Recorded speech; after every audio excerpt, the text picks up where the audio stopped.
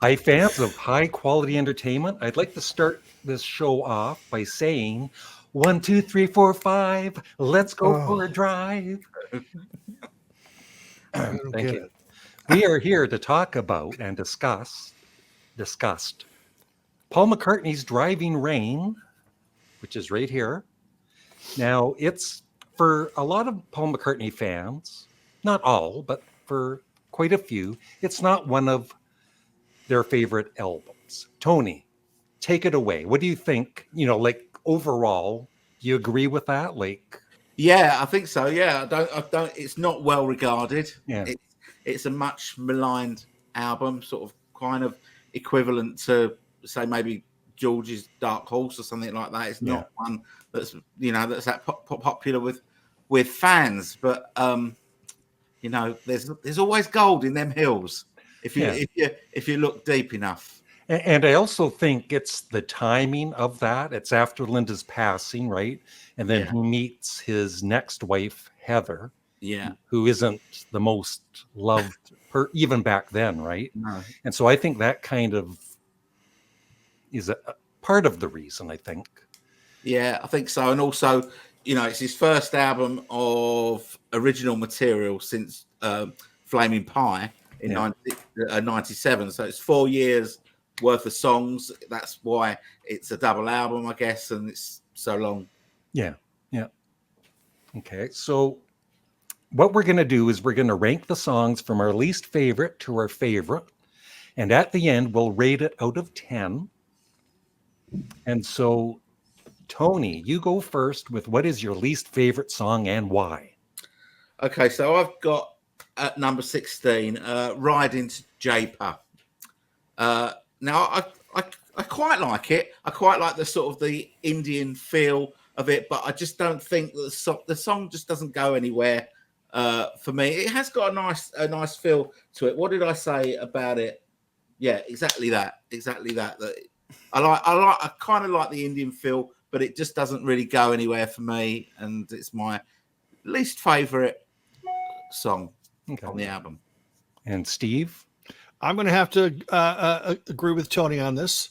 I think that there are songs that you can think or imagine Paul McCartney sitting at home with an acoustic guitar or a keyboard and striking out a couple chords and going, yeah, that sounds. Oh yeah, I like that. And then start going from a lover. Oh yeah, I like that. But this sounds like he was playing with an instrument in the studio and they just recorded it. Then they went in and overdubbed it and added vocals and then released it. It didn't sound like it was like a well thought out piece of music, but Yeah, That's what's good about it, because a lot of these seem like they're overly thought out, and that's part of the problem that I have. Anyway, go ahead. yeah. I think that what I read about it was that he wrote it on holiday, and when he goes on holiday, he takes like one of those backpacker guitars. Have you seen them? They're like really sort of thin guitars, and he was playing this song, writing this song, and because it's not a very high end instrument, a backpacker's guitar. The sort of guitar sounded a little bit like a sitar, that sort of very tight sort of sound. And maybe that's when he got into the studio, he decided that it was going to be a kind of an Indian flavor. Yeah, song, yeah. maybe. Just to me, I just couldn't imagine him. But then again, I can't imagine Paul McCartney sitting down with the guitar and going beep bop beep bop beep. But we've seen footage of that. Yeah, but that's brilliant compared Yeah. to some of the stuff. So, Okay, Grant, what's All your right. least favorite?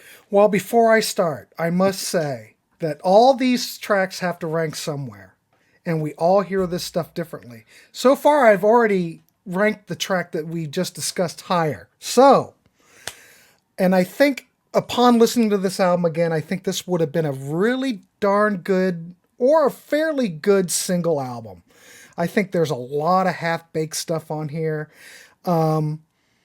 But like I said, everything has to start out somewhere. So when I listen to this, well, you'll see what I'm talking Grant, about. you can be fired, you realize. Well, I I'm got to just be saying. truthful. I got to be truthful. I went with And quicker. Number 16 is Freedom. Okay. Now we're talking half bang. I mean, I admire the thought. I admire the reason behind it. I feel sorry for poor Eric Clapton that had to endure this. But it's cookie cutter McCartney. People hate Wonderful Christmas Time, but I think it makes Wonderful Christmas Time look brilliant. And I just think it's half baked, and I just think it's just not memorable, and it just like beating a dead horse. And I think it's bad. They should have left it off, left it as a single or whatever it was. Okay. Well, my least favorite, nobody's mentioned yet, is Spinning on an Axis. It's just the one song that I don't find catchy at all. I almost find it annoying. And it's just my least favorite on the album. And I think Paul's son James is on that track playing guitar or something. Poor kid. I'm not sure if Poor Eric Clapton. Or poor dad. All right, James. Go But ahead yeah. and play a guitar. Spinning on an Axis is the only song I kind of dislike. Okay. Tony, you're next. Okay, so 15 for me is Freedom. We're talking about freedom. Freedom. We're talking about freedom. Yeah, What's like Grant, sorry, like but what's Grant. the difference between that and all we are saying is give peace a chance? Well, Big sword. Well, one's good and one's not. I don't know though. I don't think Give Peace a Chance is that great either. To be honest, it's a great slogan.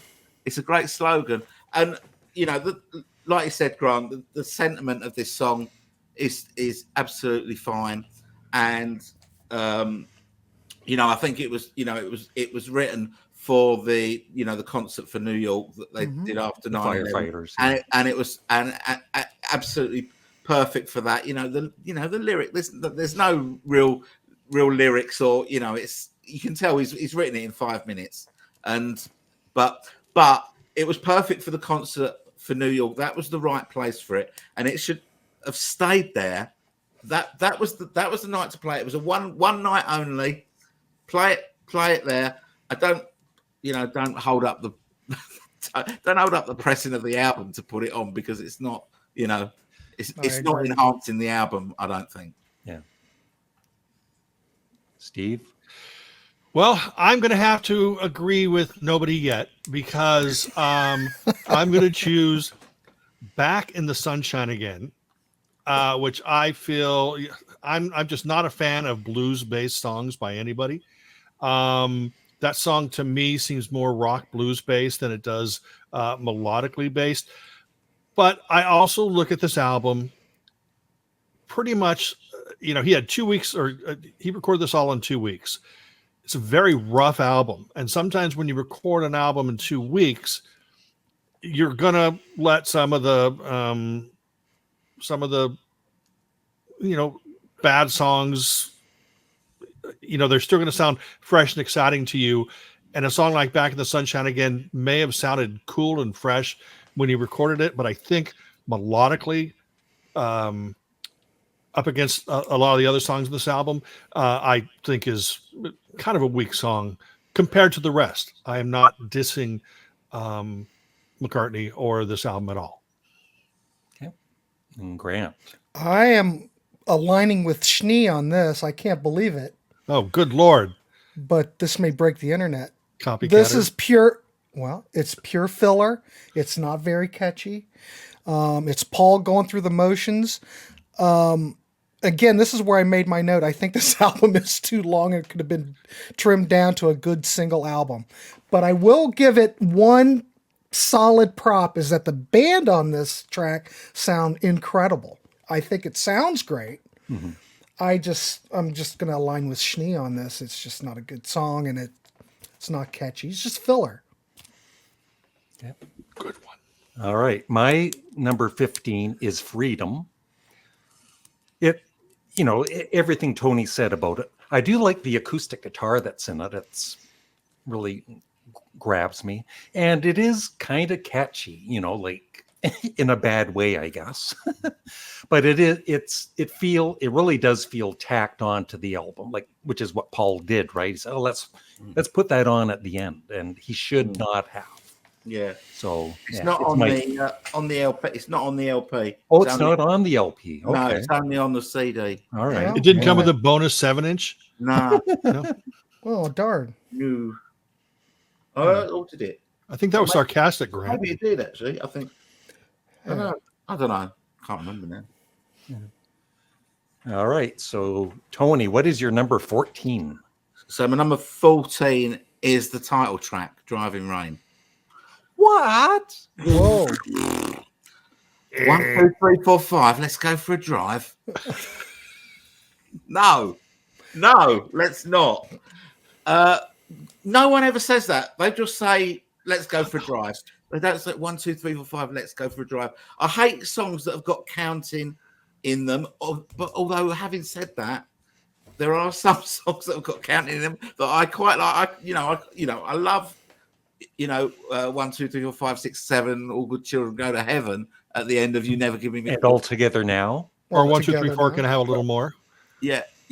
But normally counting songs. There's a song that he does on Kisses on the Bottom called "The Inchworm," where he basically, the verse goes 1 and 1 is 2, 2 and 2 is 4, 4 and 4 is 8, 8 is 16, and it goes on to about 724, and it's just like the worst song he's ever done. So yeah, the rest of the song is okay, but the 1, 2, 3, 4, 5, let's go for a drive puts it in the lower echelons of this album for me. Oh, I have something to say about that later. Right. Okay. So, Steve. I don't know. I think Tony's a little off there because usually every day when I'm around friends, I go 1, 2, 3. I have to go pee, and so and 1, 2, 3.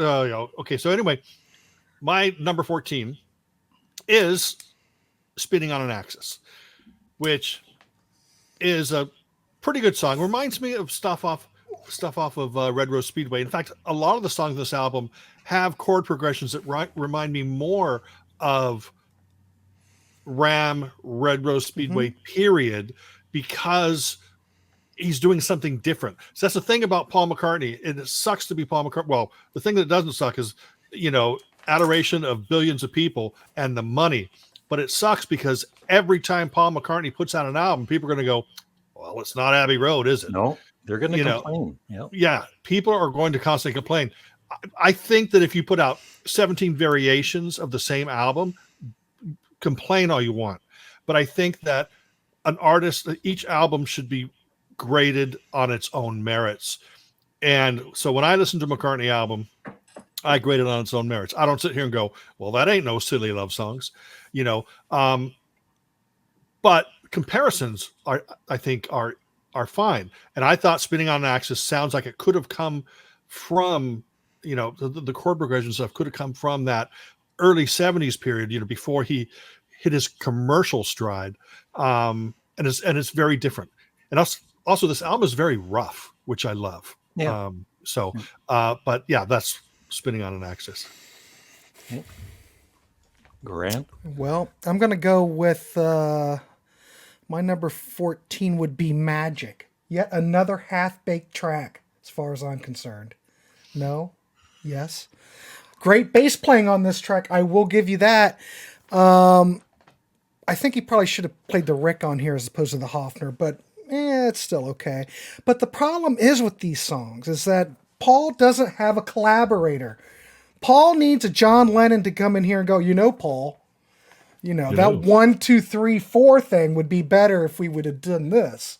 And he doesn't really have anybody to tell him, Paul, these lyrics are really questionable, I mean, who's going to go up against Mr. McCartney and say, "You know what? This really should be like this." And I don't know if his producer's passive. I think what he needs is a peer.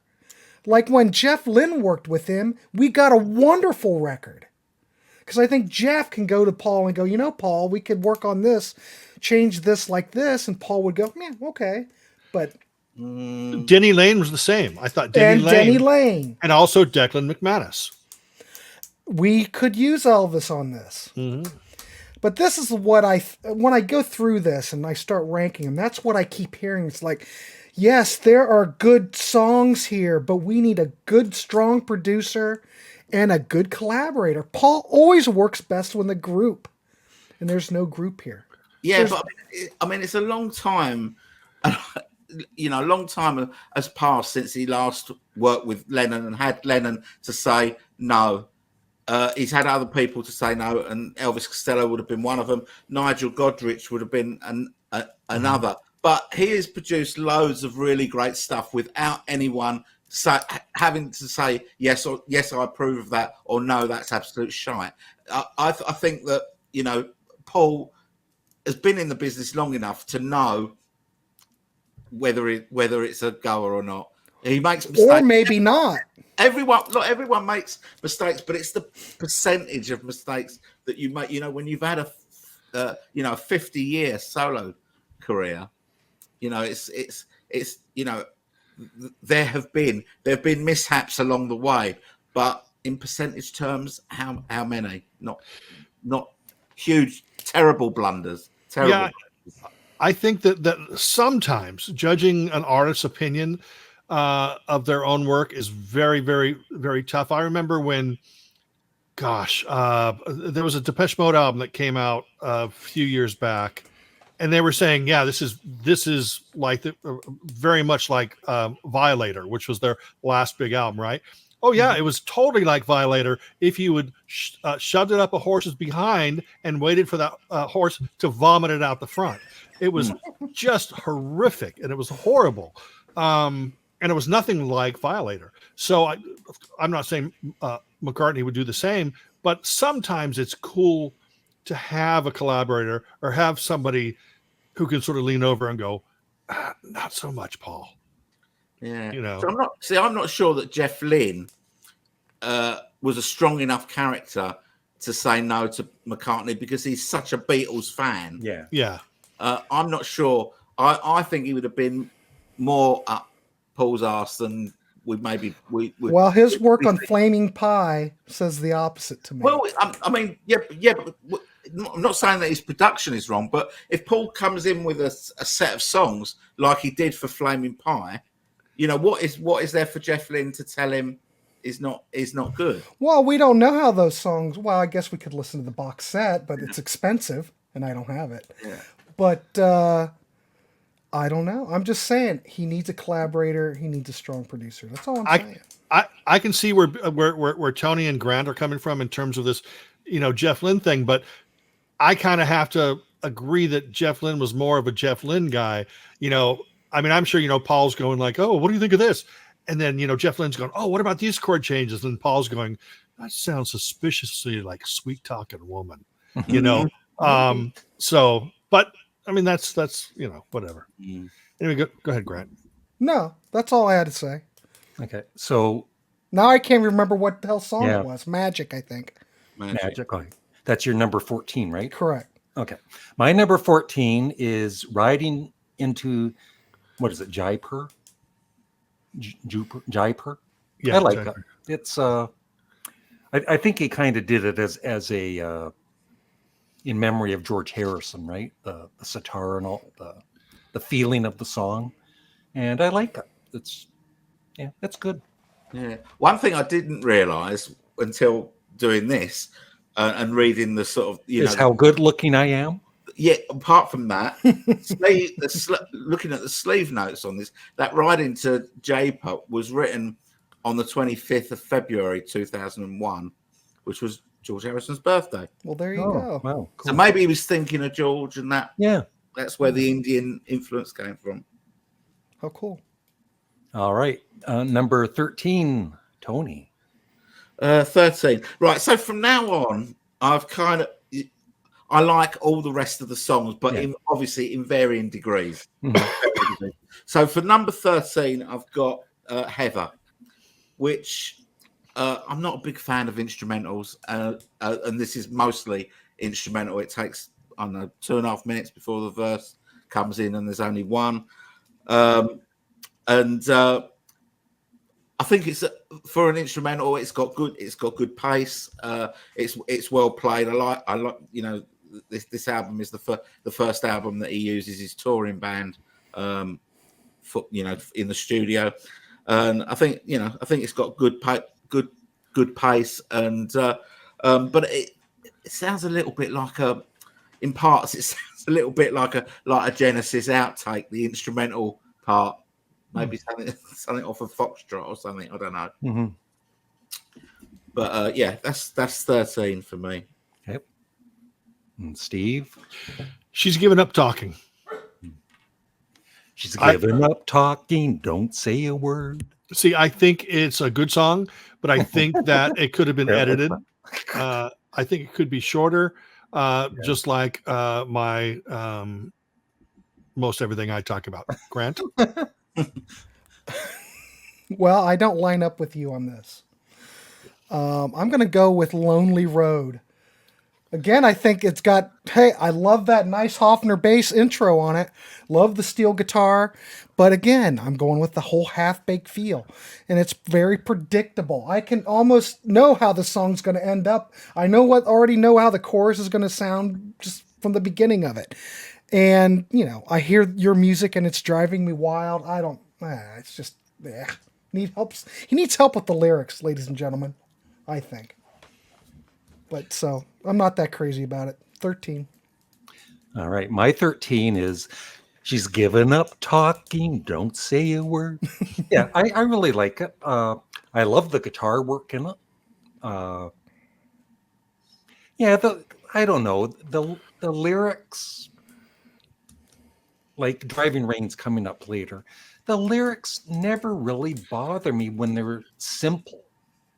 Like, he's not the only artist that sometimes writes simple lyrics. And he never really got bashed for like hello, goodbye, did he? You say yes, I say Well, bye. that works though.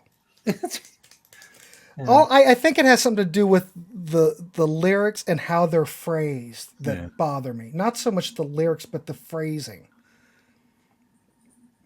So anyway, she's given up talking. I like it a lot. Number 12 for Tony. 12 for me. Tiny Bubble. Mm-hmm. I've got. I think it's got a nice groove to it. It's just catchy. It's just catchy, but it's not one of my favourites on the album. But I do like the groove. It moves nicely. Okay. Steve, what's your number 12? My number 12 is going to be Your Loving Flame. It's a really good song. I think that it probably goes on a little bit too long. Sort of kind of somewhere there, 2/3 of the way through, maybe lose its charm, but still like I think how we've all sort of said, I don't think that any of these songs are bad. Except maybe the Japer and whatever, first couple I mentioned, but overall I think Your Loving Flame, I wanted to really love it more than I did, but I just ended up just thinking whatever, like usually how I feel about Grant. Yeah. All right. It is what it is, Steve. All right. My number 12, I'm going with Driving Rain. Yeah. 1, 2, 3, 4, 5. Let's go for a drive. 6, 7, 8, 9, 10. Let's go there in life again. It drives me absolutely up the wall. I think it's such a catchy song. Well, I think that it's catchy, but it's very predictable to me. Paul never used to be predictable back in the old days. Even the Wing stuff, all that stuff is brilliant. It's just, I just don't know. I don't know what the problem is because I don't get any of this off of Flaming Pie. And we had a 4-year break. We should be firing on all 4 cylinders. And I'm like Mr. Schnee, I don't think anything's really bad on here, but I just think it could be so much better. I think Driving Rain's a good song. I just think it needs some more work. Maybe they should have spent another week on it. Well, 1, 2, 3, 4, 5, 6. I get the feeling you're not fond of it. It's all right. I like half of it. It could Okay. be a great single record. 1, 2, 2.5. Maybe a bit more. All right. My number 12 is Back in the Sunshine Again. And, you have to also realize he was probably going through some pretty depressing times, during that time with Linda's passing. And so, I get some of the feeling in some of these songs, like the emotion gets to me. So I like the song. Even if it's kind of on the simple side, it's similar to Magic. I think that song was written about Linda McCartney, and it's just a nice love song. Okay, Tony. Okay, number 11. I've got Spinning on Axis. Yeah. Again, it's got a nice groove. It's got a rap. It's got a rap. McCartney doing a little bit of a rap in there. There's some nice sort of Spanish guitar bits in it, and some sort of country lead guitar sort of twangs. It just doesn't. It hasn't really got pace. It doesn't go anywhere for me. I think it's sort of it's very much like that all the way along, but some nice bits in it. But that's number 11. Yep. For me. Okay, Steve. My number 11 is Heather, which I feel is it's got some really nice little hooks in there. And of course, as we mentioned, he doesn't really come in on vocals until the end. And I actually really like that song. I think, everyone's going to say, "Oh, I hate that song. It's about his second wife," and stuff like that. No, I just pretend it's about his daughter. Yeah. Mm-hmm. That's what I was thinking. Yeah. I just think that we are not going to line. This might be one of the greatest Paul McCartney albums ever, because we're not lining up on these at all, other than the one Steve and I lined up with. This might be one of the greatest records ever. We'll see when we get to the top. My number 11, I'm going to go with Your Loving Flame.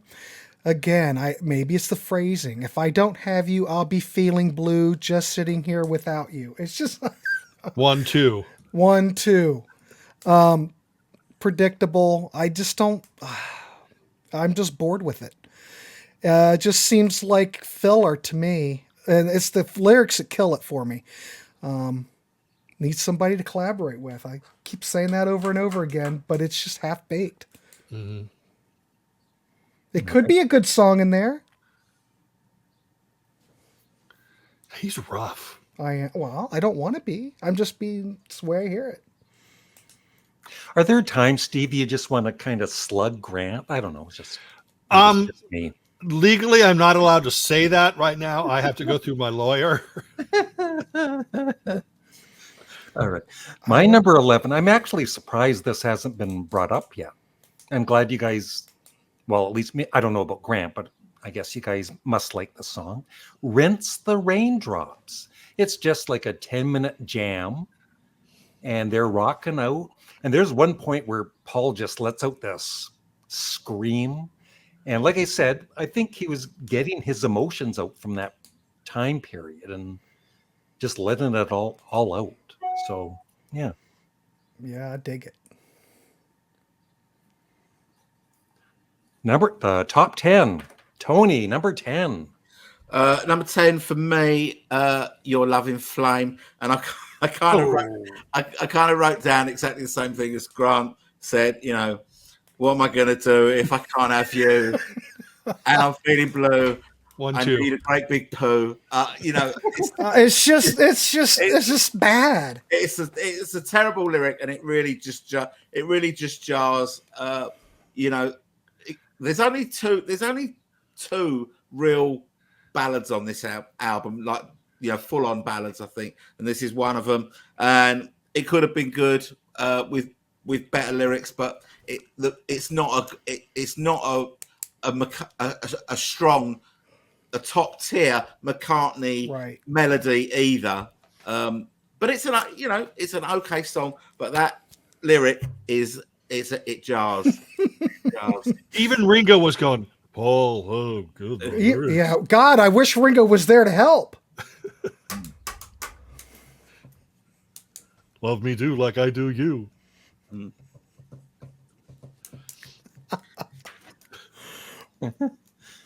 All right, boy. Steve. Okay. One of the absolute, in my opinion, greatest pop songs ever written is Magic. Unfortunately, it's America? the song by Pilot. Or the Cars. No. No, I really like the song Magic. I think it's very ELO-ish. It's nothing like David Payton and Pilot. But I thought it was a really good song, had a real nice ELO feel, which was complimented, I think, at the end of the song, whatever, when you hear the string section or something going. I feel like, yes, this was definitely a song about Linda, a song about past relationships and stuff. Unfortunately, I'm a very empathetic listener. I listen a lot of times more with my emotions than I do just throwing on in the background, because you get a whole different experience when you actually immerse yourself in an album. And I picked up a lot of emotion in the song Magic. Again, it's another fine track. Not as good as Pilot's Magic, but and definitely better than the Cars Magic. I don't know about that. Oh no, that song is good. No, yeah, I don't like that song. Go ahead, Grant. Oh, what are we, number 10? Yeah. Okay. No, number 2. Get him out of here. Jesus, Schnee. I'm going to go with I Do, and it's the same thing that I keep saying. Sounds like a force track. You can predict exactly where it's going, and I don't have to elaborate much about it. It's not in my If you only knew.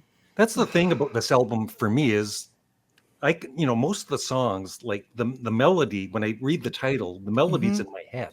well, yeah, right. Yeah. Just flows out of him. All I can say is the McCartney estate, or MPL, not his estate, but his company, Grant's going to feel really bad when Mr. Larry Graves, Tony, and me get the deluxe CD box sets, and Grant gets nothing. Anyway, Go ahead, Larry. Yep. Okay.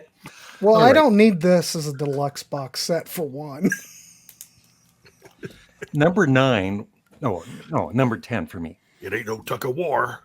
It's not. Number 10, when I'm looking at the song title, I honestly was thinking, I don't even remember this song. And so I'm looking up the lyrics, and then it's like, oh yeah, it's this song. Your Way. It's when you gave me love, you gave me what I wanted. It's just a nice song, a nice acoustic number. So it's kind of in the middle of what I like. I love the song. It's really nice. Your Way. Number 9, Tony. Number 9. From a Lover to a Friend. From a lover to a friend. So the other full-on ballad, or what I would say is full-on ballad. I think this is a song addressing Linda, and it's there's some really nice bits in it, and I'm just trying to find mine. Yeah, I think there's some really nice bits in it. Gabe Dixon is the piano player on most of this album. There's some lovely twinkly piano bits in this song, and Paul's bass playing on this song is fantastic. It's so melodic, and it's really a really strong bass playing. But there's a bit in this song, I don't know if you picked up on this as well. I'm sure there's a bit that maybe near the end, last verse or something like that, where he seems to fumble the words, or he's forgotten the words, and they kind of left it in rather than correcting it. But Is that when he's going la la la or something? Or no, he just sort of does it. He kind of mumbles the words a little bit. Oh. It's not like a new line. It's a line that has been previously in the song, but he just sort of stumbles his way through it, and it just But like I said, maybe he's got some emotion, right? And I was gonna say the emotion of the song. Yeah, maybe. Yeah, that makes sense. But I think, you know, again, it's a bit like, you know, Your Loving Flame. It had the potential to be, you know, a top McCartney ballad, but it's not quite that. Mm-hmm. Steve? My number, whatever this is, 9. Rinse the Raindrops, or Rinse the Raindrops, plural. I feel this is sort of along the lines of Old Siam, Sir, Morse Moose and the Grey Goose, in terms of it sounds like they just hit a groove and he started writing these lyrics or whatever. Now, of course, this goes on about 2 or 3 times longer than those songs put together. But, and I think that the overall 10-minute length of the song does hurt it for, I think, a lot of people. And I think that's why a lot of people didn't realize that Freedom was at the end of the album, because they stopped listening to Rinse the Raindrops halfway through. But I think that it's just a great, it seems like a spontaneous rocker. And that's why I like it. Yeah, I totally agree. All right, my number 9 I'm going to go with is About You. Nice to hear a rocker on this album. It's refreshing. This is not one of Paul's great rockers, but Paul sounds really relaxed here. The band sounds great. Paul sounds like he's having a blast. And I just get a lot of good vibes out of it. And it doesn't sound forced to me. It doesn't sound like they're trying to crank out a song or something. It just comes naturally.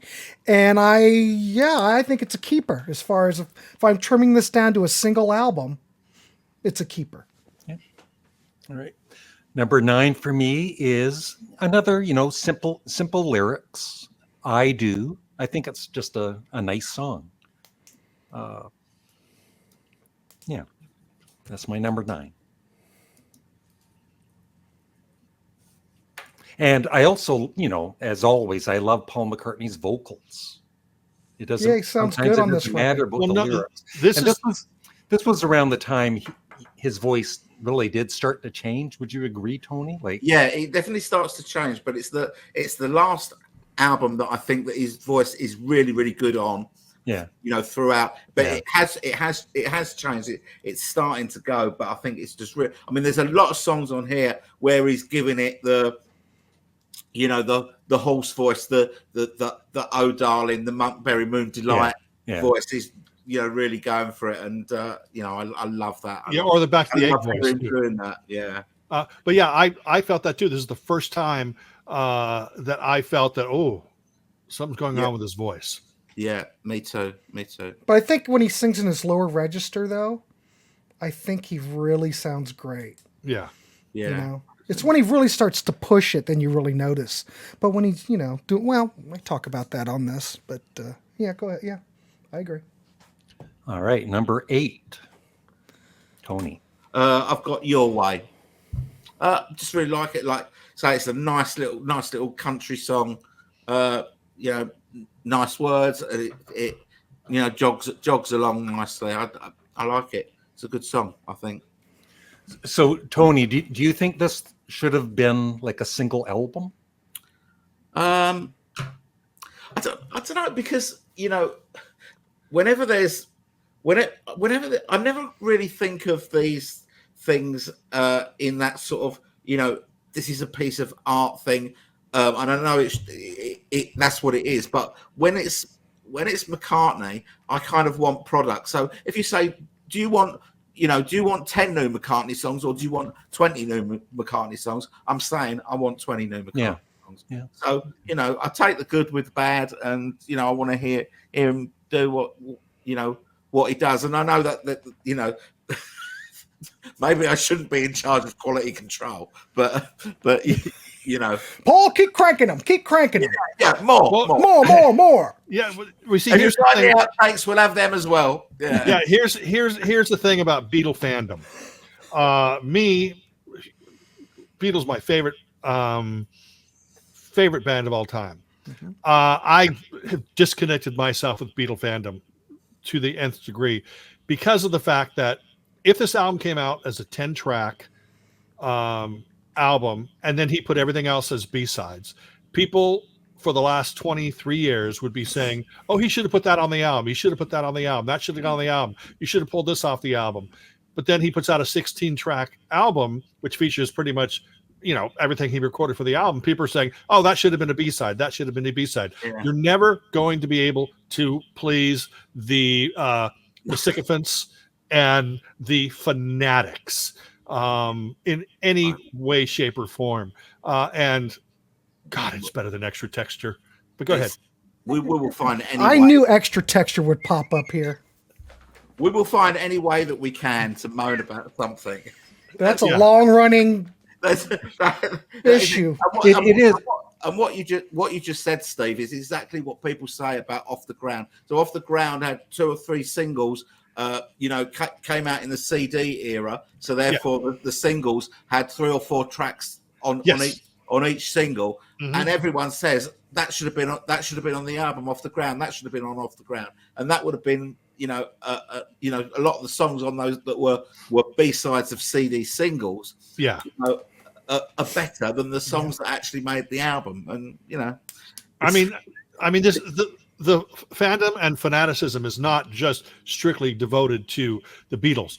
I'm just saying that you can never please a Beatles fan. no. Nope. Even if you finally released Carnival of Light, people are going to say they should release it. Then And it gets then released. it's You should never crappy, release right? this. They Yeah, should release it. but if they released it, shut up. people would listen to the first 2 minutes of it and turn it off. Yeah, exactly. They're all going to go, God, I'd rather hear Freedom. Yeah. I doubt it because it's got that Beatles stamp. Yeah. The thing is, if you're a hardcore fan, you will accept a golden turd if it's got the word Beatles running through it, especially if it's a remastered or remixed turd. That It's totally true. bring it on, and here's my money. Yeah. But why is it that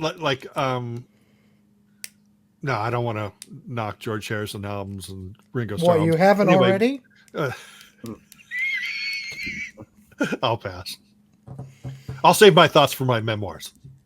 Right.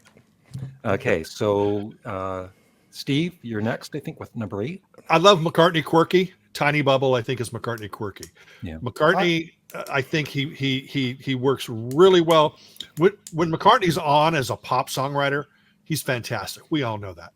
But sometimes McCartney might maybe smoke a few extra bowls that day, a new strain, and then he comes up with something very different. And that's the McCartney that I love, because he's maintaining that pop sensibility while also going, oh, what's going to happen when I do this? And I think, even like Sea Moon, what the hell was that? But it was amazing, But anyway, Tiny Bubble is like that. I get it. All right, so my number 8, I'm going to go with Heather. I like it because I think it kind of goes. I don't know if it's about. I'm going to just pretend it's about his daughter, but I think there's something special about it. I like the extended musical intro. I think the production on this song sounds really good. It's up front. It doesn't have all that extra garbage that's been thrown in there, and it's just very nice and clean. Is it a throwaway? Well, it could be, but it's a pleasurable one, and it's not offensive, and I think he sounds great on it. I really like it because it is a little bit outside of the norm, And I wouldn't mind hearing more instrumental tracks, to be quite honest. I think it's fine. So that's my number 8. All right. My number 8 is It Must Have Been Magic. Once again, a simple song, but I know this song is most likely about Linda McCartney. So I'm getting the emotion when he's singing those words. So it doesn't matter to me that it's a pretty simple song. It's not the greatest lyrics. I love the song. So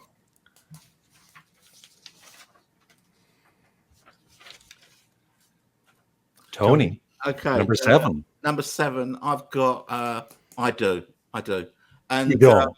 I haven't got much to say about it. I just really like the song. I like the way that he switches from his falsetto voice to his normal voice.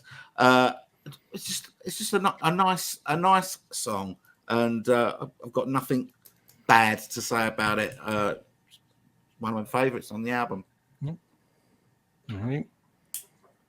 I Steve. think whatever number this, number 7, I 7. guess. Lonely Road. I think this actually started out being in my top 3, then it went down to my bottom 10, and then back up to number 7, which I guess is still bottom 10. No, but from here on out, I think all the songs are great. And Lonely Road, it has a couple unexpected things that were not did not always crop up on McCartney albums, in terms of chord changes and stuff. So I really enjoy it. Grant. I'm going to go. My number 7 is Tiny Bubble. However, the intro to this song sounds very dated, but I can get over that. Very nice Hammond organ from Gabe Dixon. Holy crap, wonderful. And it's nice to hear Paul playing his Epiphone Casino on here. Love the sound of it. I really like this song. And kind of like what Steve said, when Paul's being kind of, what was the term you used, Steve? Quirky. I like it. Because I think Paul, you can feel that he enjoys this track. He's within the moment. It fits Paul like a glove. I think this is a great track. And I don't get tired of it. That intro just screams 2001 to me, but that's okay. I dig it. I think Paul loves it, and I think he's having a great time, and thus it comes across to me as well. So it sounds like Grant's climbing out of his bad mood. Well, I told you I'm He's getting starting to like a Paul McCartney song. No, I love Paul McCartney song. The problem is I want top-notch He hates side McCartney. 2 of Abbey Road. No, that's great. No, damn it, Schnee. Stop putting me in a bad... Problem is, all the songs I like, you guys don't like. All right. That's why I say must be a great album then. Yeah. Number 7 for me is the opening track, Lonely Road.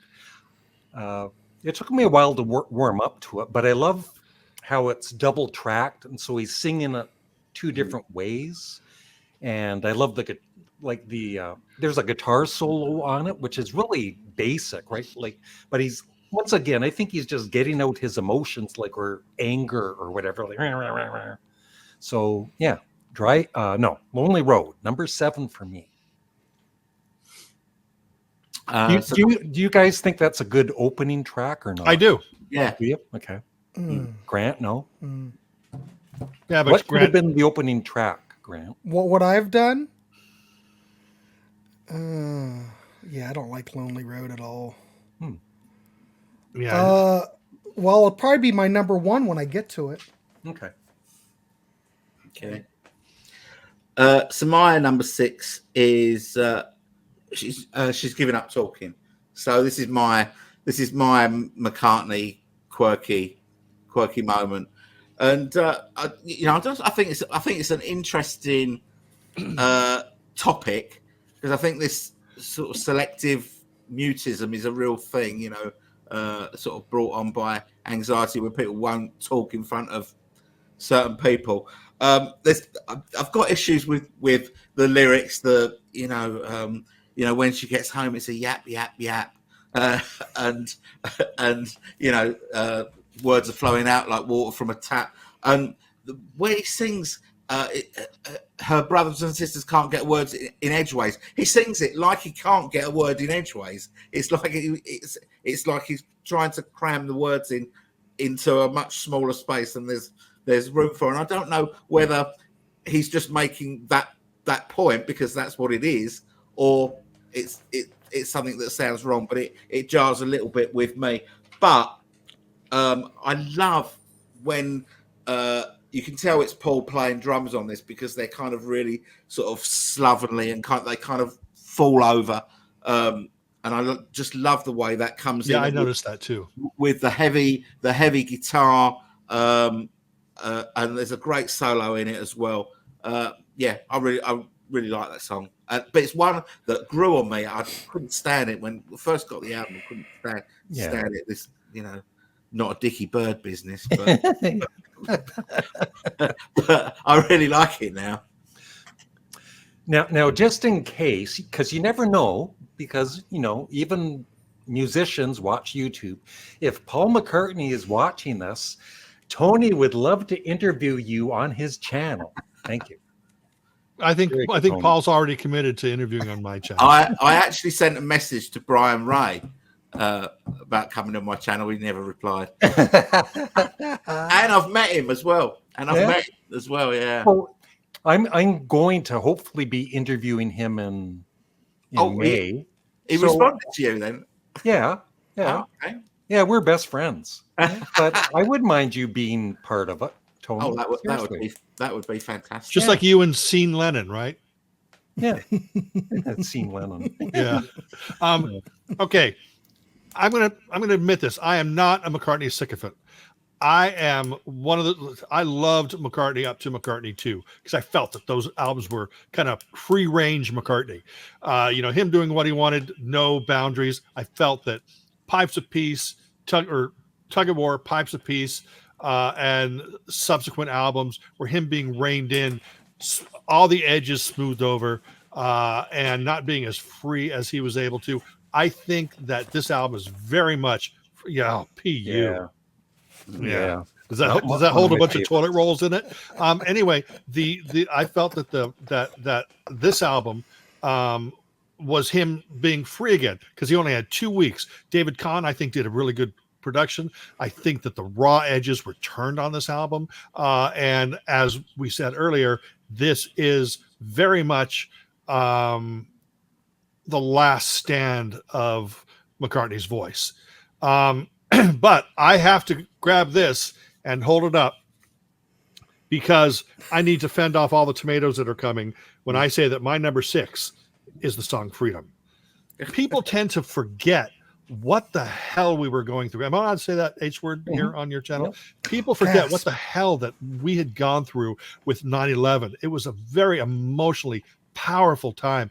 That feeling sticks with me. The feeling that we all went through when COVID happened, whether you believe it or not, the world changed with 9/11. And McCartney to come out with this song as trite and simplistic as some people call it, it was a call to bring people together. It was a community call. There's so much mob mentality out there who hate the song that I think people just automatically hate it because they don't want Mazzy to not like them, or they don't want Mr. Larry Graves to not like them because of the song. And I think that a lot of artists or a lot of the music that we like and love, we have to repress. That's why a lot of people have these things called guilty pleasures. I have none. I love what I love, and it doesn't matter. I agree with that. Yep. But do you remember that for years, ABBA was a guilty pleasure? But now people go, "You don't have any ABBA? What are you, lame?" The thing is that's that whole mob mentality. It's the VC mob mentality, the music community, even in the real world. People just tend to dump on things, and I think McCartney is easy to dump on, just because 1, 2, 3, 4, 5, and I think that a song like Freedom, people just forgot the emotion that we were feeling at the time, and the joy and the uplifting feeling that we experienced back then when something like that came out, and when everybody banded together to try to bring a little bit more calm to this world, especially here in America. Well, it looks like Paul's going to be on your channel, Stephen. Yeah. I was just looking at it as a song. I wasn't going that deep into it. Yeah. Yeah. Well, maybe you should go to look at song schools. Or, I just think it's a crappy song. Yeah, I know, but you also smell like spam. Well, if Paul went and wrote this in 5 minutes, Neil Young wrote Ohio in 5 minutes. Yeah, I know. And that had a profound effect on people too. Mm-hmm. I don't think that people care for joy. To be perfectly honest, I think people are just really super duper happy to just crap on things. Mhm. Grant, go ahead. What? Me? Yeah, Yep, it's your number turn. 6. Oh, shit. I didn't know if you were all done yet. Oh no, I've never. I done, was just dude. sitting here aging and didn't know if you were I'm done. never done. I'm never done. Wow. Whew, that was a lot, Steve. Yeah, Now I feel like I can barely go on. I know. My number You 6. know, I do. My number 6, I'm going to go with Spinning on an Axis. And I wrote, is this really hip hop? And I'm going, I think it might be. And I really do think that this does sound like a fully realized track to me. And I think Paul sounds fresh here. He's going out trying something else. I like it when Paul tries something else, when he goes a little bit outside of the normal realm. And this, I think, is a good example here. I think he sounds great here vocally. He brought out the Rickenbacker to play on this too. And I thought, gosh, when it first started out, I'm going to go, oh, God, am I going to dig this? But as it kept going, I'm digging it. And I think Paul pulls this off really well. I like it when he's a little bit more experimental because I don't think he's bored. I think he likes to open up and try different things and accept different types of creativity and different type of musical styles. So I'm down with this. So Grant's campaign to get McCartney interview on his channel begins now, right? Mhm. Is that what this is? You're trying to get McCartney on your channel? Now I'm just reading my notes. Okay. All right. My number 6 is 1, 2, 3, 4, 5. Let's go for a drive. Ugh. And, I just think it's a great, catchy song. I don't give a damn that there's simple lyrics. It's a fun song. That's it. I love the song. Okay. Got real Now, if quiet. you want that's the one thing I kind of gave up on Paul McCartney after Tug of War, just like Steve. No, I gave up before then. Okay. Yeah, I never bought Oh. that. Pipes of Crap. Pipes of poo. It's one of my I'm just least going to keep favorite. holding it up here. But later Poops of on, peas. I think Paul McCartney, maybe not so much on this album, but later on, he really improved with his lyrics. Don't you agree, Tony? Like Chaos and Creation in the Backyard.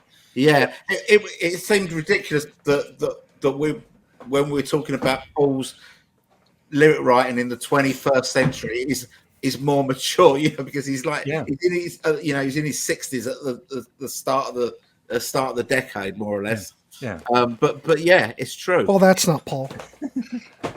And even like Memory Almost Full, I think there's some great Yeah. lyrics on that. And all right, so we are into the top 5.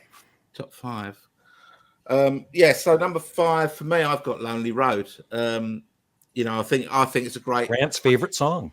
It's a great opening song for the album. I think I always thought it was kind of a song about Linda's passing, but I've kind of read that it's about loneliness generally.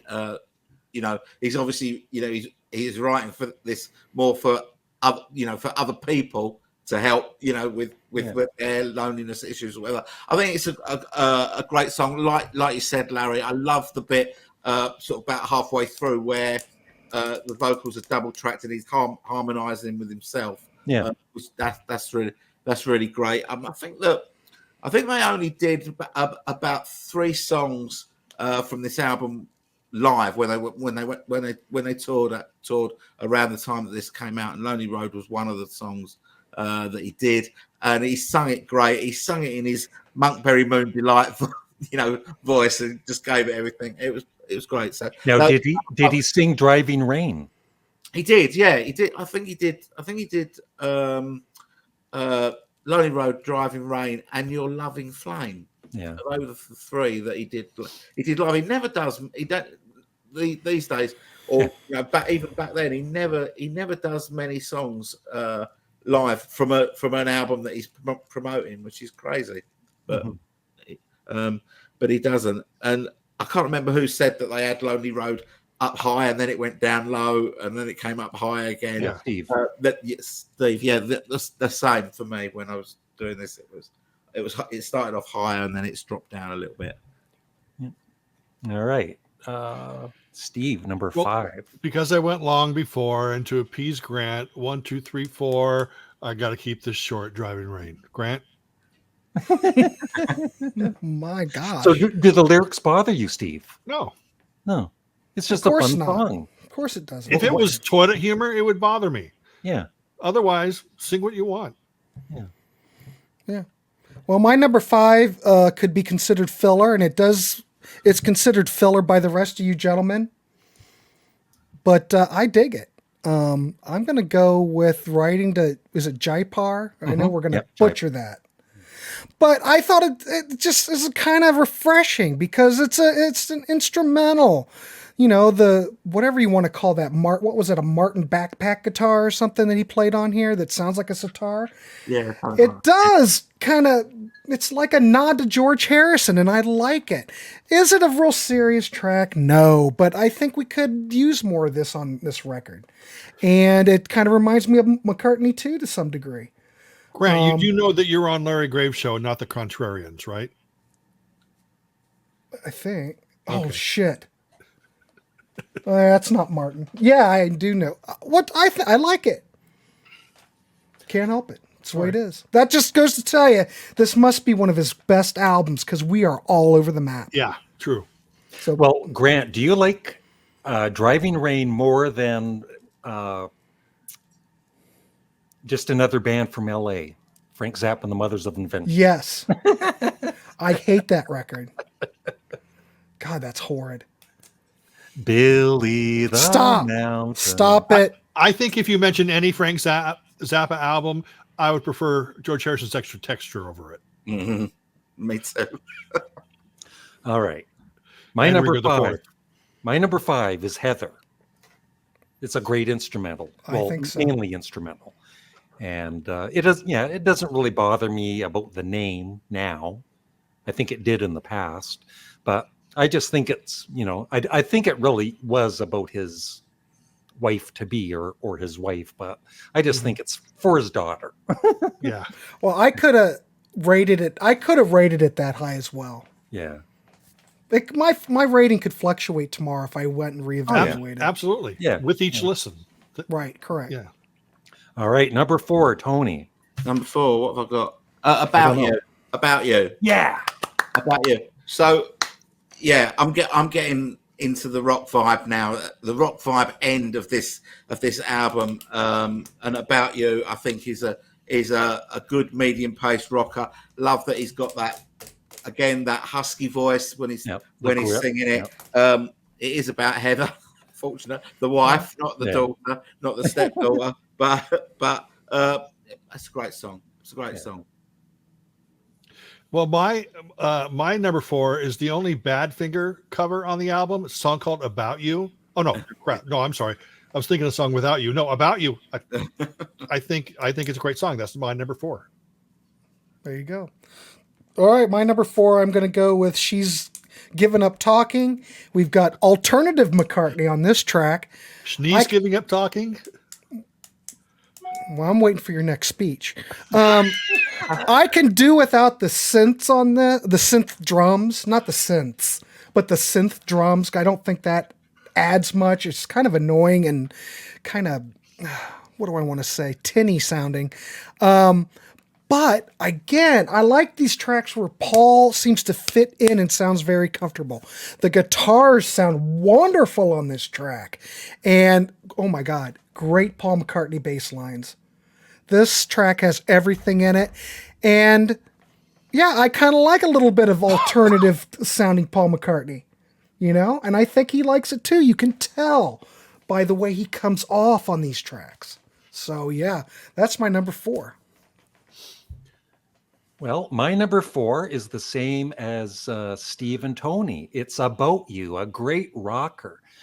I think that's the one thing about Paul's whole career is I think most of us kind of wish he would do more, like Junior's Farm, High, High, High, more rockers than he has. Junior's Farm. Yeah. What a song that is. Yeah. But then again, Girls' School. oh my God, what a song. But then again, Soily. Oh, I like Soily. I love Soily. I love it. Yeah, I mean, Junior's Farm. Yeah, everyone's. Well, I think everyone loves Junior's Farm, but there's a song with nonsense lyrics. Yeah. Yeah. Oh, absolutely. Yeah. Like I said, a new strain of weed. Yeah. So you think he had a new strain on some of this? Oh, I think that McCartney has a new strain. Is on that everyone. why he wrote "We're Gonna Get High, High, High"? You betcha.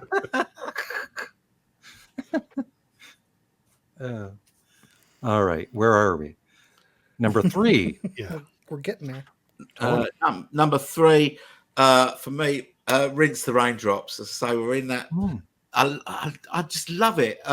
So you know that 2008 McCartney made an album, the Fireman album, Electric Arguments. I mean, this song would have fitted absolutely perfectly on this. Apparently, they just jammed out in the studio for about half an hour, and David Carney took the tapes and edited them down. He said, "I've kept all the bits that I like, and it still ran at 10 minutes." And I love how he there's only 2 verses in this, and he kind of tries to sing them differently each time he sings them, very much like John does on "I Want You, She's So Heavy." I mean, that's, it's got very, it's only got one verse, but he sings it differently every single time, and I think there's a lot of that in this song. Again, he's showing. I also like that about 3 minutes in, there's a complete change of pace, and there's cool. which is great. And there's another bit later on where it kind of all breaks down and then sort of starts up again. Yeah. And then that scream he does. Yeah, I love this. I love this sort of experimental McCartney style. But it's not for everybody, is it? Right? No, it's not. It's not. I mean, my favorite track on McCartney 3 is Deep Deep Down, which is again, he's just messing about in the studio, and it goes on and on and on. But it's great. I wish he would do more stuff like this. See, like I said, I think that it's closer to More Moose and the Grey Goose and Old Siam Sir, where it's on one hand pure nonsense, and on the other hand pretty close to pop genius. Yep. God, finally we're agreeing on stuff. Number 3, Steve. Ooh, baby, I love Your Way. I think that Your Way is very much close to Ram, Red Rose Speedway era. Grant?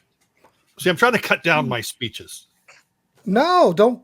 You just said exactly what I have in my notes. Okay. Were you done? Yeah, I'm done. Oh, shit. All right.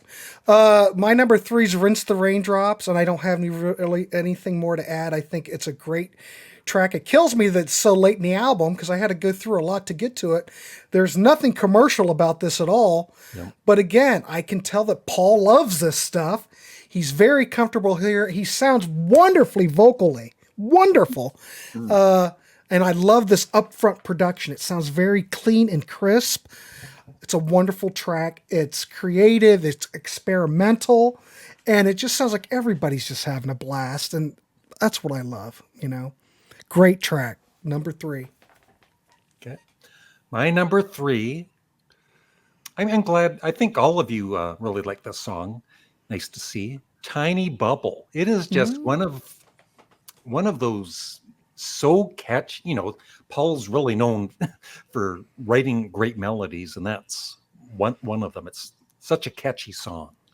Yeah. That could have been up higher on my list too. Anything like in my top 9. And once again, the lyrics, who cares? They're not the greatest lyrics. Yeah, but it just seems like Paul's really into it. Yeah. You know what I mean? Yeah. He's selling me on this song. Yeah.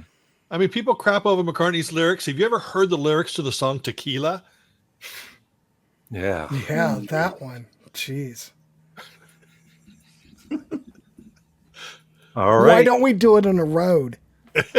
Oh, good Lord. I love that song. Or Wild Honey Pie. Yeah. I love that song. Jesus. So he's right on schedule with these. but at least Wild Honey Pie is better than Extra texture. Pipe of Tea. No, it's better than Press to Play. I think I'll go ahead. Anyway, go ahead. All right, number 2, Tony. Number 2, I've got Magic. Magic.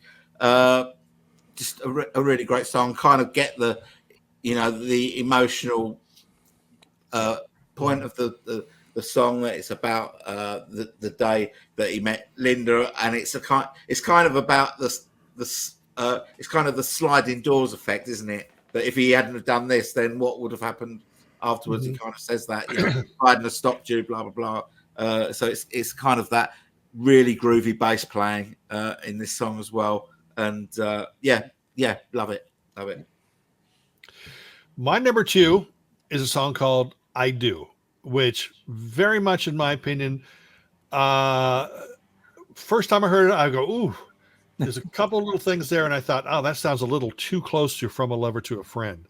But at second, third listen, I wasn't hearing that anymore. And I was hearing it on its own terms. And I think it's a wonderful song. Great chorus. Hey, thanks for that. Grant. Appreciate it. We all hear things differently, ladies and gentlemen. All right. Are you done? Yeah, some of us don't need headphones to listen. Yeah. Well, I don't want to cause a feedback loop or anything. Headphones and look cool like Grant. You got to look cool if you're doing this. Yeah. All right. My number 3. Wait a minute. What are we're 2. on 2. Number 2. I'm going to go with Your Way. So I'm close to Schnee on this. Yeah. You got Paul playing his Epiphone, which is good. You got some steel guitar on here. I like that. Good upfront vocals. The production is good. Like Schnee said, it harkens back to Ram. And I think that's a good thing. Mm-hmm. And Paul is singing in that beginning part in the song where he's singing in his lower register. I like it. Then he kind of goes up higher. He sounds okay, but he sounds a little raggedy. But he sounds very natural. And I love this track. I think it's one of the best tracks on the record. All right. My number 2, and it once again, it's a song that, through the years, kind of, I didn't care for it at first. From a Lover to a Friend. I think it's seriously one of Paul's great songs. Look at this. Look at Grant. Yeah, like just everything about it. I think the La La La's used to kind of grate on me, but do the La La La's grate on you from the Banana Splits? No. But do the Na Na Na's grate on you from Hey Jude? Yeah. I think it's a masterpiece of a song. That's your number 2? Yeah. Okay. Now, the number 1s, if anybody's still watching. This has been a long show. It's only Paul McCartney watching. Yeah. No, okay. At this time it's James or Paul's it's left. James Earl Jones. No. At this point, Paul left. He goes, "Hey James, can you watch the rest?" Yeah, let me know. Yeah. And James McCartney's going, eating popcorn. Go ahead. Forward fasting or fast forwarding. Yeah. So my number 1. So I'm way away from you. I think all 3 of you rank this one fairly low in your list. So it's Back in the Sunshine Again, which I just love. I just love the groove of it. I'm not a big fan of blues either, generally, but I do really like this. I like the twinkling piano in it and the nice slide guitar. I think there's a kind of a Dave Gilmour-esque guitar solo in it as well, which I really like. I think this song was started life as part of the Flaming Pie sessions. I think it was written prior to the going in to do this album. Maybe I don't know, but I think it was quite old. But yeah, that's my number 1. Wow, awesome. My number 1, From a Lover to a Friend, which I feel is very powerful emotionally. I believe that every ounce or every lyric has so much emotion. Every syllable has so much emotion. I think this is a very, very powerful song. And to this day, when I listen to it,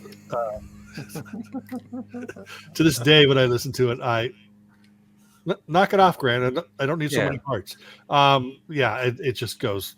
Yeah, I love it. And I'll stop because Grant just has those damn hearts going on, and it. Did you like the song right away? Yeah, absolutely. Yeah. Yes. Yeah. I thought, well, this is a good ballad because remember, I was not pleased entirely with, I think Here Today from Tug of War, I think is wonderful. Oh. Yeah. It's just a super powerful song. Say, not so much. But I think that this was one of those times where you just go, man, he's really connecting with his emotions on this. So, Okay. All right. My number one is From a Lover to a Friend. I think this is classic McCartney. Wonderful melody. The lyrics here do not sound forced. I think when he wrote it, everything came together. Great song. He's in fine voice here. Fine voice. And it's one of those, it's a classic because once you hear it, it just takes hold of you and it's hard to get out of your head. mm-hmm. It's just wonderful. This is one of those songs where, like the minute you think of it, you're in your mind, you're all of a sudden, that swirl of from a lover to a friend, that's in there. But then those other parts come up that, I mean, when he's emotionally singing almost falsetto or whatever, and it sounds like it's gibberish, if you're not paying attention, and and then all of a sudden he just rights the ship again and goes back into the chorus. And you tend to forget that, when you're just thinking of the chorus, and then all of a sudden you're just entranced again, with each listen. It's just wonderful. Yeah, this song just seems like it's fully realized. Yeah. Classic. Number one.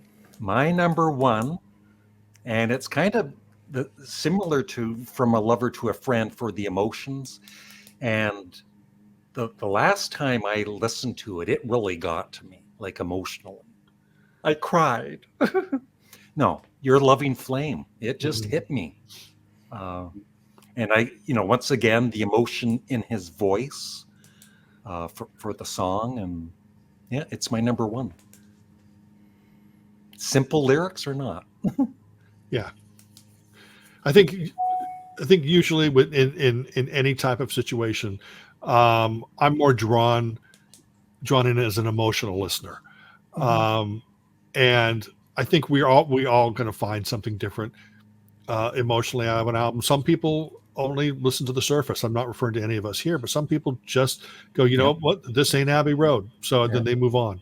And but it's always wonderful to connect to an album. And I'll tell you, with McCartney albums, this inspires me to go back and maybe go back as far as like Flaming Pie, and give each of them another chance, except for McCartney 3 and except for Egypt Station. And